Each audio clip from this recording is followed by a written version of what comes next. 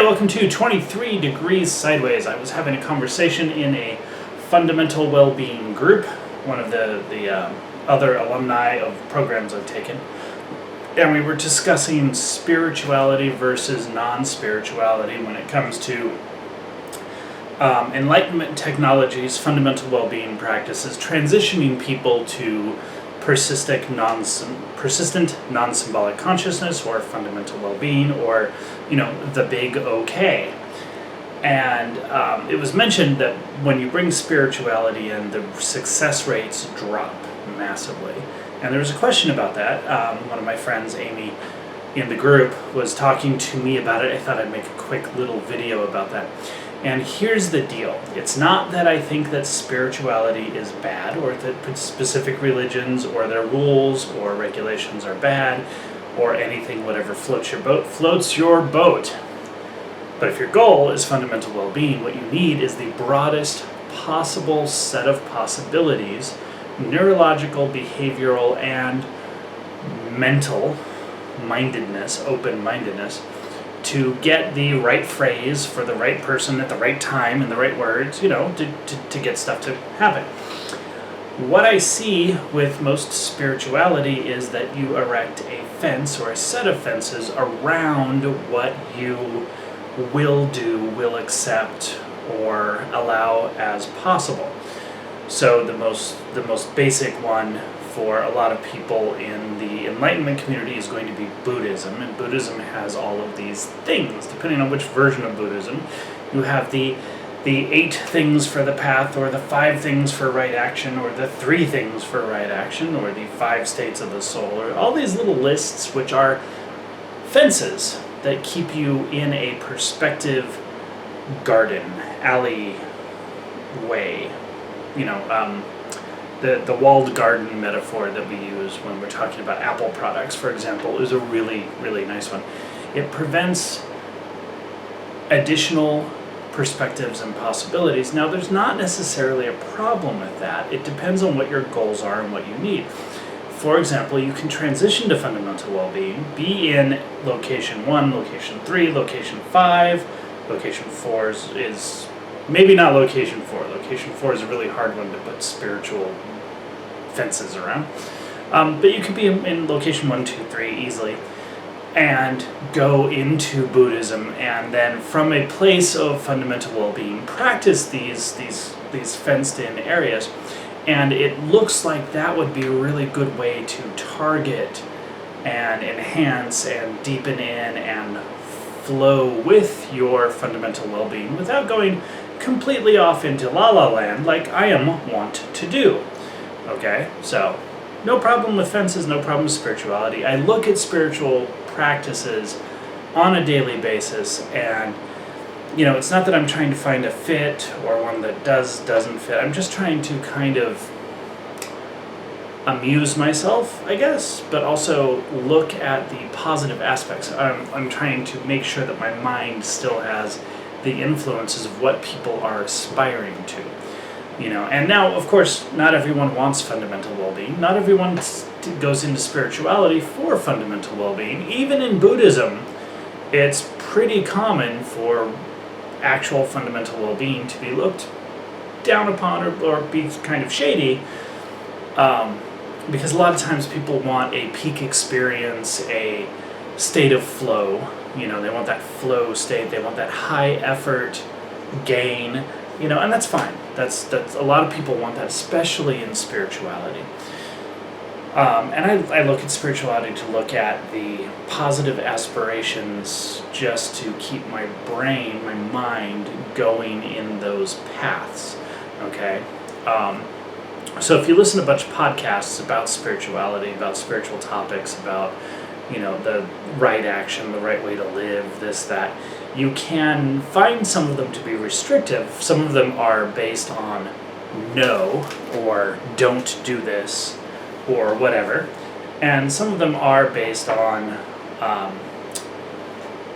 positivity and openness, okay? But generally speaking, it's better than the alternative. So if you want to feed your mind, back up a step. I'm speaking to people who know this, but let's back up and make sure that we're all on the same page. Your mind does what you tell it to do. Your mind is very, very good at fulfilling what it thinks are your goals. And how you express those goals is your actions, your attitudes, how you create your reality. Everything goes into that big pot. The mind is not discerning in this sense. Okay, so the mind will take, if you're constantly cussing at traffic, your mind is going to take that as input on your goals and what it takes to feel good and what you enjoy and where you want to be, what stress level you want to be at. So if you're listening to stuff about spiritual practices and it's all very positive, there's nothing wrong with that. It's not going to damage anything. It's not going to hurt your fundamental well-being. It's not going to take away from anything. It's perfectly fine. It's part of your mind's training. Everything is part of your mind's training. So don't worry about that so much. But back to empiricism versus spiritual practices for fundamental well-being or enlightenment. Spiritual practices, spiritualism, tend to come with a bunch of presuppositions. This is the way the world must be. This is the way the world must act. This is right and wrong. And that's the key, I think. This is right and wrong. And you spend a lot of time in judgment instead of in exploration. And even there's a bunch of stuff in Buddhism where you're just emanating love and you're meditating love and everything. That's great and that's fantastic, and it can prime the pump really well. But it's not about enlightenment or fundamental well-being or the big okay. It's about making the mind do different things or release different things. And so, anyway. The spiritual aspects create a fence, a garden, a territory, a map, which may or may not work for you, and which is, generally speaking, pretty restrictive. Religions almost always, it's almost a global rule. When it comes to spirituality, there is a set of judgments and rights and wrongs and things that you should do and things that you shouldn't do and things that are just bad and antithetical. And that all needs to be released and let go of to see what works and to see what works for your neurology at a given moment.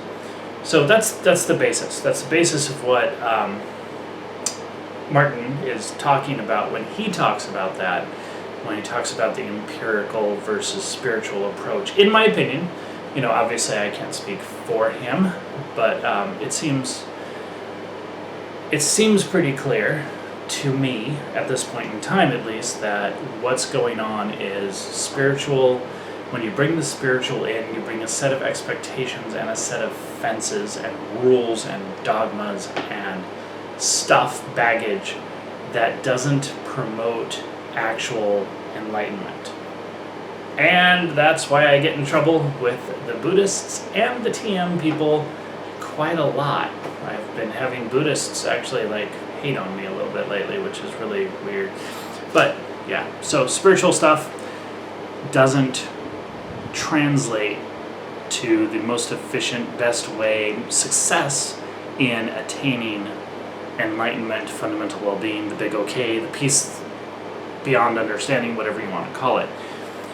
You can use the spiritual practices after, you can maybe use them to prime the pump, but you gotta release them. And that's one of the secrets and one of the tricks that people who are enlightened will actually talk about, is that you really do have to let go. Buddhism talks about letting go constantly. You have to let go of the desire and the suffering and all this stuff, but then they put it all in there, and it's the whole entire religion is that stuff. The whole spiritual framework, the whole set of spirituality is do this, don't do that. There's this checklist and that checklist and everything else, and that's not what you want. So that is my rambling note on spirituality versus what we could call empirical practice in enlightenment. Stay sideways.